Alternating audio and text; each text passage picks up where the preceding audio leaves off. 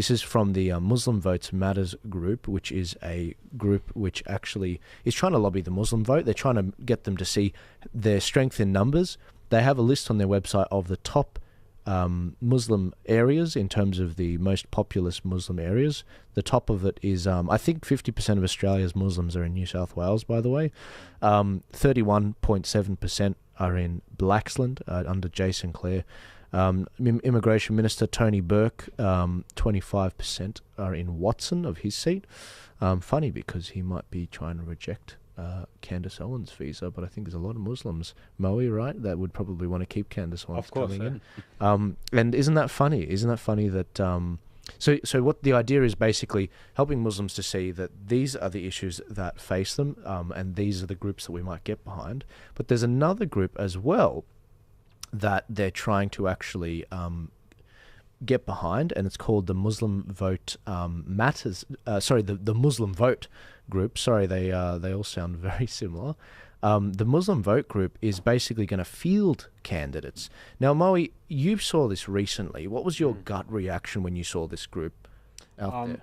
I always want to watch out how they want to convey the masses. Like the Muslim community, I mean, they stitched us up during COVID, bringing vaccination clinics in mosques, you know. So I recommend every Muslim to do their due diligence and look at who's actually behind these organizations and telling you which way to vote. I want to keep it simple for the Muslims to understand. If you vote Labor, you vote Greens, you're voting for every policy that goes against our religious values. They support LGBT, all these things, right? Keep the foreign policy aside. Australia has no say when it comes to foreign policy. I mean, we can just make a statement, that's about it. I think we should, it shouldn't just be a Muslim vote matters. Let's think outside of the box. Let's have people of religion uniting together, you know, a religious voice, like Christians, Muslims, even Jews. If they have the same views as us, the you know, family, the freedom of speech, all these things, you know, we should unite based on that. Yeah, every election I come out with a sorry for hogging the mic, guys, but it is my podcast. Every election I come out with a election matrix, which shows you the parties and where they stand on things. I suspect, and again, this isn't an allegation, but this is what my gut feeling is saying, and time reveals everything. My gut feeling is that a lot of these Muslim candidates they filled in these seats, they're going to have a lot in common, as we spoke about, Moe, with the Greens Party and the Teals Party. They support Aboriginal matters, they support the climate agenda, but the only policy they run on is, do you support Palestine? And that, my friend, is a dangerous, huge lie, isn't it? It's a huge lie. And that's what I'm really worried about. But Damien, sorry. I would just say that it's identity politics, right? I mean, it's basically saying you're this, and this is where it gets a bit murky for me, because it's like probably religion is the one identity factor that does impact values, right? And would impact your political stance, as opposed to nationality or race or anything else. It gets a little confusing. So in a sense, it's identity politics. Then again, as a Catholic, I would say I want my values and my religion, like you would, Mo, to inform my decision. So it gets a bit tricky, right? Because it's like, well, should we have a Catholic bloc? Now, if you've been to a Catholic church lately, you would know well that it's very politically divided. Yeah. Okay, we have real extremes in the Catholic Church. I mean, you know, there's very conservative Catholics, and there's really quite extreme left force in the Catholic Church these days. Probably not so much in the Lebanese Maronite Church, but certainly in the Irish, Italian Catholic, traditional Catholic Australian sort of church. So, you know, politics affects religion to a certain extent. I'm going around in circles. I'm not making any sense because I'm not clear on this. This is hard. Do you want your religion to have political power and force and presence? Do you want your religion to have the political force and power and presence in your community, in your state, and in your nation that you live? I want the concepts of Christianity to have some impact. I like, yeah, I don't like you want those cutting concepts people's to be hands off and that sort of thing for crime. So I have a different. If you don't want that, you'll need political power. It's that simple. Right. If you don't want something contrary to your people's views, to your faith, your own religion, to exist for your children, you would need political power. Right. ethically, I would feel okay about standing up in Parliament saying, this is what I believe. This is what I want to fight for. And can't we have that? Can't we have some respect for the other side to a certain extent, or do On we a panel just, like this, you isn't can, that, but not in a chamber. no, but I mean, in a chamber, isn't that what we're supposed to do? Isn't that why we have a parliament? So we're not having a war.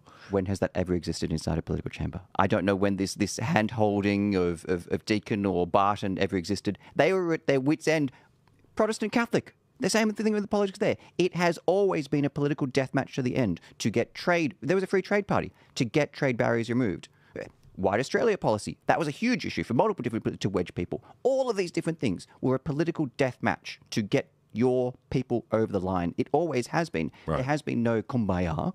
And if there has been, please tell me about these kumbayas happening in which parliament, in which house of governance, when you're talking about 100 million votes, are people holding hands and saying, oh yes, let's just have respect for the Congress Party in India. BJP's not that bad.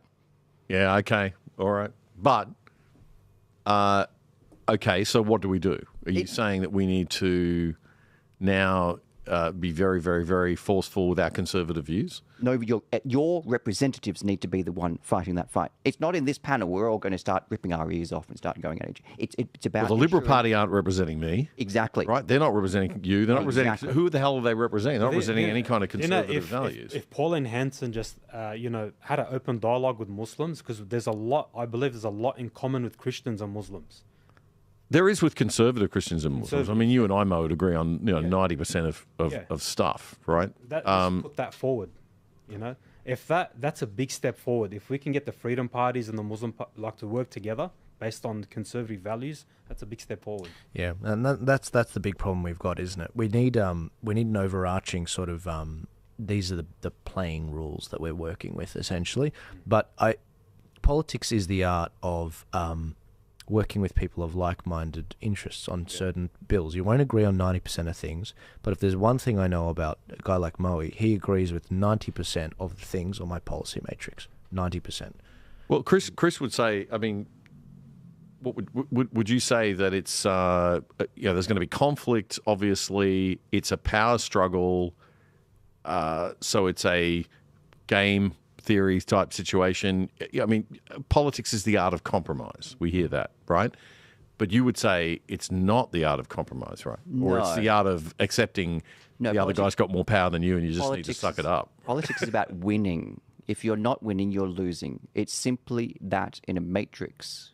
Once you're in that chamber, what we do here outside of that when it comes to influence is something we can discuss and maybe a little bit of this and maybe mix or whatever it is. Once you're in the chamber, your bill wins or loses. It's that simple.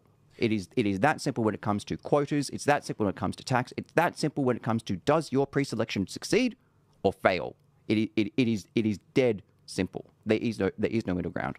There is naked power inside the chamber, but on the other hand, when it comes to becoming elected, you try to sell things based on values. Now, a lot of times people don't in the chamber represent the values that they say they're representing. But, values is part of the salesmanship job to get in the chamber, is it not? No one who was elected a Greens politician would have gone to their campaign on the issue of Palestine. Now it becomes serious once they're in there. Once they're in the chamber, they can move that around. This is the same. Pauline didn't wear an Israeli flag on her last campaign trail. No, not at all. Only once it became an issue. That's where you build up the political capital. And once you're in there, then you can spend it on the causes that you choose to. But if you're found by your constituents not to be consistent in that regard, they should, if we have a representative democracy, which we may not in some cases, throw you out. Overwhelmingly, the Australian people have been against immigration for decades. Yet here we are today. Overwhelmingly. We're talking about 60, 70%. Yet you just play off from one side to the other. Maybe it's about negative gearing. You're like, flip the table over negative gearing. Flip the table over carbon tax. Flip the table over all these irrelevant issues. That's very true. The Conservatives in the UK have not at all been represented by their elected representatives. And actually, Labour and the working families either. So that part's clearly... It brings us back to that disconnect thing, though, doesn't it? Because it's like the 70-30, 70-30 that voted outside of Canberra against the Voice, and the 70-30 that voted for the Voice inside Canberra. Yeah. Right? Do we need any clearer indication of how detached our ruling class are from the people than That's that? a good point. Well, Ruling that is class a good way to profound. put What it, it, right? what it told me, and I said it on the night, not only did I predict the result and I predicted how many wouldn't vote, but I actually said every Liberal Party. Are you being modest again? No, yeah,